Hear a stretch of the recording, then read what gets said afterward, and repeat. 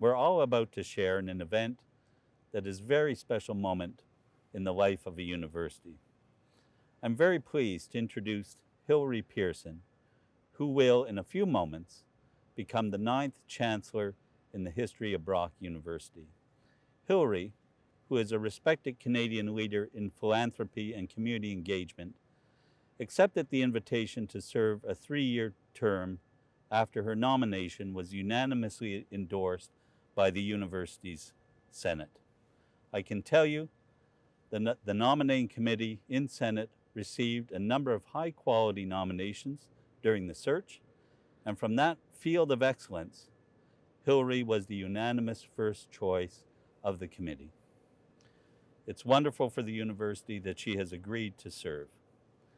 Hilary's rich experience and versatile achievements range from executive positions in the federal government and the Royal Bank of Canada to advising some of the country's largest corporations.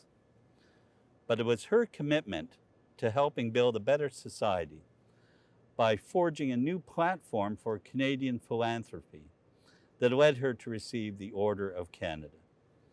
In fact, much of her life over the last 2 decades has been spent advancing a culture of philanthropy in Canada. She served as president of Philanthropic Foundations Canada for 18 years, working closely with many of the country's largest private charitable foundations. Hilary comes by her humanitarianism honestly. She is the granddaughter of Lester B. Pearson, the much-admired Canadian Prime Minister, who was awarded the Nobel Peace Prize for his role in United Nations peacekeeping, and who also ushered in Canada's iconic national flag. And now, President Fearon, Chair Comerford, honored graduates and guests, I have the honor to certify that pursuant to Section 15 of the Brock University Act 1976 and Article 2 of the bylaws of the University Senate, Hilary Pearson has been nominated to the Board of Trustees as Chancellor of the University and was subsequently accepted a 3-year term. I now invite Gary Comerford, Chair of the Board of Trustees, to install Hilary Pearson as the 9th Chancellor of Brock University. Hilary Pearson, I have the honor to call upon you to administer the oath of office. You shall now assume the functions of the office of Chancellor of this university to which you have been duly appointed.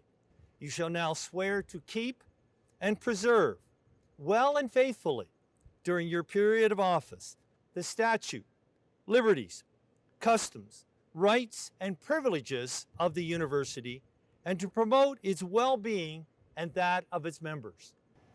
I do so swear. By authority of the Senate and Board of Trustees, I now install you, Hilary Pearson, as Chancellor of Brock University.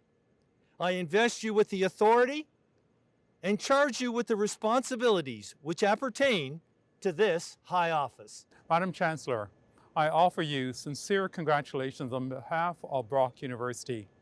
And now, would everyone please welcome Brock University Chancellor Hilary Pearson. Thank you, President Fearon, Chair of Senate, Chair of the Board of Trustees, and greetings to everyone at Brock, and especially to our graduates of 2020 and their proud families and friends. I am glad to be with you today, if only virtually. And I am truly excited and honored to be installed today as the 9th Chancellor of Brock University. The chance to play such a role comes rarely in life. I was immediately intrigued when President Fearon called me in March on behalf of the university to propose my nomination. How could I refuse the unique opportunity to engage with this respected university and to participate in shaping its future? You, the graduates, soon to become alumni, and you, the leaders and faculty of this institution, are familiar with the values and aspirations of Brock University. But with the fresh eyes of a newcomer, Let me share with you the reasons why I am delighted to be joining Brock as your new Chancellor. Many of you have been or will be offered the chance to join a new organization. Before you say yes, you must, of course, consider your future responsibilities. I imagine you also would try to learn about the history, the leaders, the goals, and as much as you can about the culture and the values of the organization that you are joining. So I felt it was important for me to do the same here at Brock. The role itself is compelling. As Chancellor, I understand that I will represent the university during important ceremonies such as convocation and support the President and leaders of the university as we interact with leaders in our local community and across the region and the country in business and in government. Most importantly for me, it is a role in which I will have an opportunity to engage with you, the students, not only on this most important day in your lives, but also during the years that you spend at Brock. I believe that the university is one of the most important institutions in our society because it offers young people unique opportunities to expand their minds, to build their skills, and to heighten their aspirations. And as Chancellor, I hope that I can play my part in inspiring and supporting the development of your minds, hearts, and ambitions. But beyond the role itself, what of the history, the goals, the values of Brock? I am not from Niagara. I grew up traveling in different parts of the world as the daughter of a diplomat. When I was home in Canada, it was in Ottawa. I chose to go to the University of Toronto, but I got to know St. Catharines and the Niagara region in those years when I was at the University of Toronto because my future husband grew up here. Brock University was just 10 years old when I first visited St. Catharines. Yet I could see even then how important the university would become to the city. Coming back to Brock today, seeing how much it has grown and developed as a driver of innovation and activity in the region, I am deeply impressed by its achievements. As a newcomer in 2020, I looked for information on Brock's goals and plans for the future. I found it in the university's strategic plan for 2018 to 2025. And I was immediately taken by the title, Niagara Roots, Global Reach. A university firmly rooted here in Niagara, but reaching out to the world. I read about your mission and your values, and I reflected on the 4 priorities that are so well stated in the plan: offering a transformational university experience, building research capacity, enhancing the life and vitality of the region, and fostering a culture of inclusivity, accessibility, reconciliation, and decolonization. The words that rang through this statement resonated with me: engagement, relevance, innovation, discovery, connection, inclusivity. This is not a university that sits remotely in its ivory tower, even if it is indeed on a hill. It is actively engaged with the world.